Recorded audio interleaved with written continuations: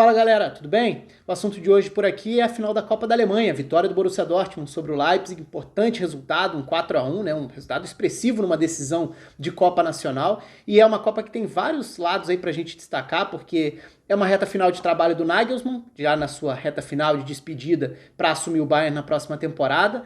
É um título de um Borussia Dortmund que tem um treinador interino como Terzic, que atinge nessa reta final uma boa sequência de vitórias, até lutando pelo principal objetivo, que é a vaga na Champions da próxima temporada, e para isso precisa terminar entre os 4 primeiros da Bundesliga, uma disputa que ainda está indefinida, né? Faltam 2 rodadas para o fim do campeonato alemão.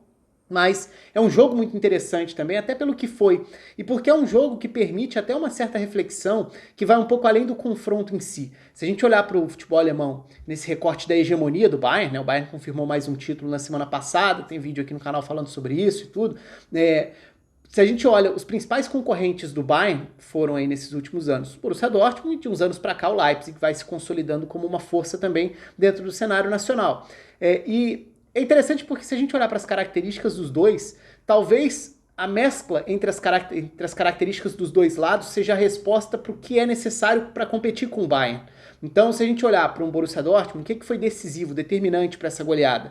A capacidade individual de alguns dos jogadores. A forma como, por exemplo, o trio de ataque do Borussia Dortmund foi capaz de destruir a defesa do Leipzig numa final. Então, Haaland, 2 gols, Sancho, 2 gols, Reus, participação direta em tudo, fazendo uma grande partida. Então essa capacidade para desequilibrar a partir de um espaço, a partir de uma aceleração, pelo brilho mesmo individual, isso o Borussia Dortmund tem.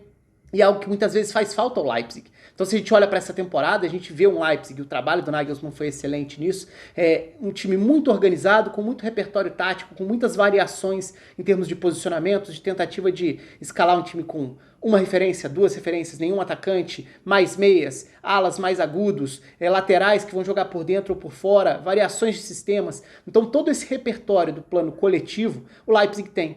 Mas o jogador que desequilibra, que faz você vencer jogos, muitas vezes aqueles jogos dos detalhes, aqueles grandes confrontos, isso o Leipzig não tem nesse nível. Embora tenha bons jogadores, evidentemente. Por exemplo, o Dani Olmo, um ótimo jogador. Sabitzer, bom jogador. Campbell, bom jogador. O Pamecano, que está de saída para o Bayern, ótimo zagueiro também.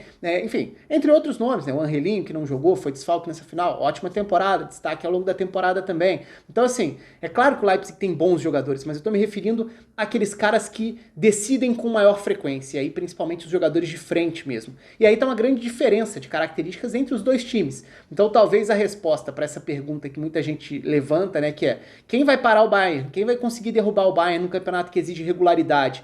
Pois é, o Borussia Dortmund talvez tenha algumas das peças para isso, mas não tem regularidade para isso. Não consegue se manter competitivo com o repertório ao longo de uma temporada inteira, como o Bayern consegue. Ter esse repertório, ter essa capacidade coletiva, ter essa organização e essa regularidade, tendo a cada rodada alguém que possa decidir os jogos. O Borussia Dortmund parece ter uma parte dessa resposta e a outra parte da resposta fica com o Leipzig por conta dessa organização e de um trabalho que teve um grupo muito potencializado pelo Nagelsmann. E aí é o outro lado da análise. Muitas vezes é muito frequente, né? Acho que vocês já sabem bastante qual é a minha visão em relação a isso. Muita gente procura o título como uma forma de validar trabalhos. Eu acho que não necessariamente. Acho que às vezes o título pode ser uma forma de coroar trabalhos. Por que eu estou fazendo essa diferenciação? Porque o Nagelsmann vai se despedir do Leipzig sem ter conquistado um título. E por isso o trabalho dele não foi bom? De forma alguma. Assim como a gente pode lembrar de outros trabalhos, aliás, no próprio Leipzig. O Leipzig consegue subir degrau por degrau até atingir ali o topo do futebol alemão para disputar, embora não tenha conseguido bater de fato o Bayern no título alemão e tudo, mas o Leipzig se colocou ali, fazendo grande campanha em Champions, por exemplo, na temporada passada.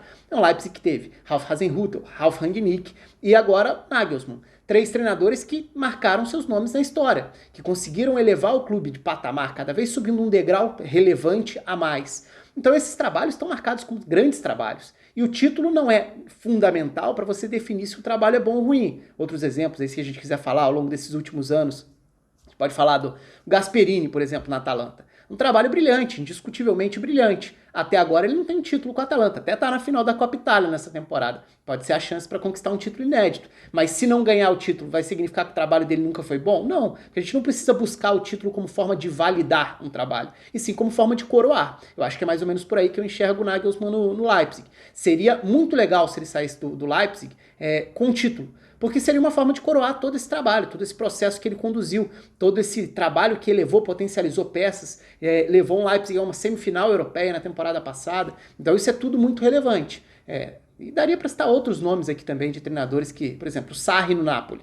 O Sarri no Napoli foi um dos grandes trabalhos dessa década, do período hegemônico da Juventus, né, agora quebrado pela Inter, mas o Sarri conseguiu um trabalho espetacular no Napoli. Não foi campeão italiano. Isso significa que o trabalho não foi bom? Não, a não ser que você queira deixar tudo muito objetivo, e aí você passa a não reconhecer, não analisar certos méritos, porque você quer tornar tudo objetivo demais. Se ganhou foi bom, se não ganhou foi ruim.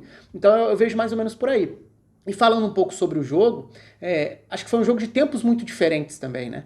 No primeiro tempo, o Borussia Dortmund conseguiu não permitir que o Leipzig progredisse com a bola e conseguiu ser muito perigoso a partir das transições. E esse cenário do campo aberto para atacar, para acelerar, funciona muito para esse tipo de ataque do Borussia Dortmund, né? E o Borussia Dortmund é importante reforçar isso também. O Borussia Dortmund teve bons momentos com o Terzic nessa reta final, nessa segunda metade de temporada, né? Inclusive na Champions, competindo muito bem.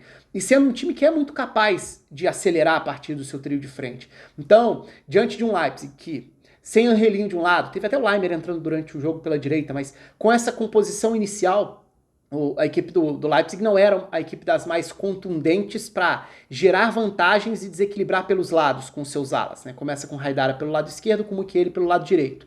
Então não tem a mesma capacidade de desequilíbrio pelos lados que teria com alas titulares. E eu estou colocando o Leimer como opção para direito porque eu entendo ele como ala mais capaz de desequilibrar do que o Mukiele por características individuais também. O Angelinho nem se fala, embora o Haidara tenha feito bons jogos até recentemente no campeonato alemão e jogando em diversas posições também, sem Tyler Adams também, para citar outro desfalque que é relevante dentro da equipe do Leipzig. Mas um Leipzig com uma estrutura já bastante conhecida, com o Upamecano centralizado e dois laterais que viraram zagueiros pelos lados, né, Halstenberg e Klostermann. Então, assim iniciavam a saída, tentando ter no Kevin Campbell esse cara da distribuição à frente, empurrando o Sabitzer um pouco mais para frente como um meio-campista pelo lado esquerdo. Na formação inicial, um Leipzig dos atacantes, que é outra questão que tem muito a ver com o que eu falei antes, né? A falta de uma opção confiável para desequilibrar jogos na frente. Esse foi um ponto que sempre foi crucial para o Leipzig ao longo da temporada. Muitas vezes jogando bem, conseguindo bons placares até, mas não tendo ao longo de toda a temporada um goleador confiável.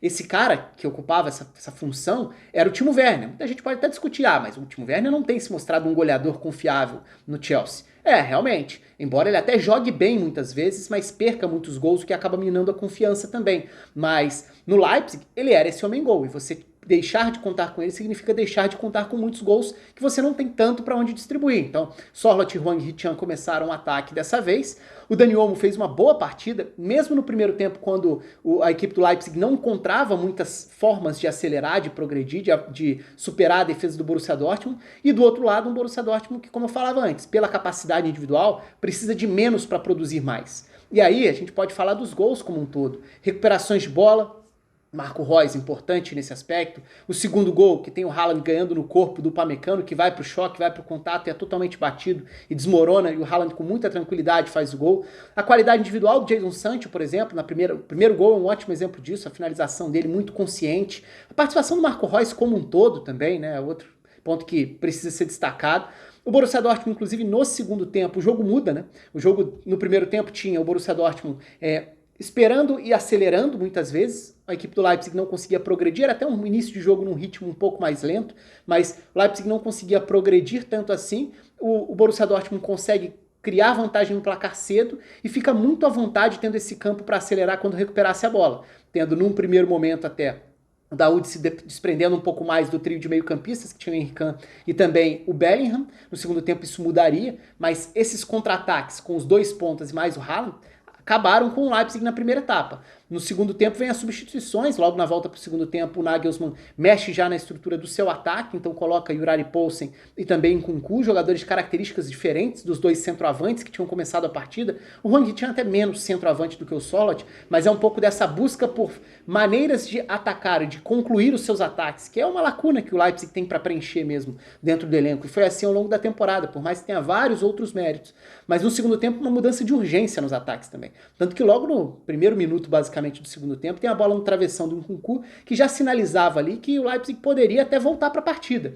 E se no primeiro tempo a sensação foi de um Borussia Dortmund um avassalador quando acelerava, quando tinha campo e conseguia botar velocidade, no segundo tempo a sensação já foi de um Leipzig que tinha conseguido, através de mudanças de características e até de formas de atacar, principalmente com a segunda leva de substituições, porque aí com a segunda leva de substituições o Sabitzer, que jogava à frente, passa a ser esse cara da saída de bola à frente dos 3 zagueiros, mudando a formação dos meias, passando a ter Dani Olmo e Forsberg por dentro, passando a ter um ala mais agudo pela direita também com a entrada do Laimer, Haidara, por um lado esquerdo, que já acumulava mais gente desde o início da segunda etapa também. O Borussia Dortmund também tinha mudado, colocando o Hazard para fechar uma segunda linha com 4 pelo lado, né? Então tirando o Bellingham, passando a ter o Daoud um pouco mais solto à frente do Henrique, mas formando uma dupla por ali. E o Marco Reus como um segundo atacante, um meia central de um 4-2-3-1. E não é que o Borussia Dortmund não tenha encaixado contra-ataques. O Borussia Dortmund teve pelo menos 2 contra-ataques claríssimos dentro da segunda etapa antes de matar completamente o jogo. Eu tô falando daquela chance do Hazard, foi uma. Tem a chance que ele chega, desvia, não acerta o gol de carrinho. E tem a chance do próprio Jadon Sancho, né, que dribla, exagera um pouquinho ali e não finaliza de perna esquerda e depois acaba sendo travado pelo próprio goleiro que se recupera. Então o Borussia Dortmund poderia ter matado o jogo antes, mas também poderia ter tomado muito mais sufoco. E aí acho que tá um dos grandes pontos para essa final ter sido boa, né? Foi um jogo que teve um primeiro tempo de nítida superioridade do Borussia Dortmund, um segundo tempo de um Leipzig que cresceu e competiu muito melhor, criou mais chances, foi melhor, não cedeu tantos contra-ataques, mas embora pudesse tranquilamente ter corrido atrás, e se o jogo fica 3-2 ali não seria nenhum exagero e estaria tudo aberto, o Leipzig estaria totalmente vivo e poderia até buscar um empate, mas ao mesmo tempo o Borussia Dortmund poderia ter matado fazendo o quarto gol bem antes do que acabou fazendo, que foi só lá no finalzinho. Então foi um jogo bem dinâmico nesse sentido, assim, de aberto, chances para os dois lados e com essas características que são opostas em certos aspectos, né? E que talvez sejam as mais complementares e necessárias para quem quiser essa difícil missão de superar o Bayern em âmbito nacional na Alemanha. Fato é que o Nagelsmann vai se despedir sem um título na Alemanha, o que não diminui em nada o que foi essa extraordinária passagem dele pelo Leipzig, que não vai ter uma missão fácil também de continuidade, de sucessão, com o Jesse Marsch chegando para assumir uma missão que não é fácil, porque por todo o repertório, por todo o conteúdo do Nagelsmann, não é uma missão fácil dar sequência ou recomeçar um trabalho depois disso, mesmo que seja um cara já acostumado ao modelo da Red Bull, né, vindo do Salzburg, mas o Nagelsmann é um treinador que se difere dos perfis especificamente que a gente viu de trabalhos da Red Bull também, porque ele tem características muito próprias que ele já tinha mostrado no Hoffenheim. E do outro lado, o Borussia Dortmund vai ter o Marco Rose na próxima temporada, treinador do Borussia Mönchengladbach, que se transfere para lá. Então é esse mercado agitado que vai gerar mudanças também em estilos de jogo, em características dessas equipes para a próxima temporada. Fato é que o Borussia Dortmund é o campeão da Copa da Alemanha, conquista esse título com goleado, importante placar e com o brilho de várias das suas estrelas, e talvez até o Marco Reus como um símbolo muito importante disso, porque é um excelente jogador com a carreira muito picotada por lesões, mas que quando consegue jogar no seu melhor nível, é um jogadoraço e acho difícil alguém questionar isso. Então fica aberto o espaço para vocês, se inscrevam, deixa a curtida no vídeo e os comentários. Um abraço, até a próxima.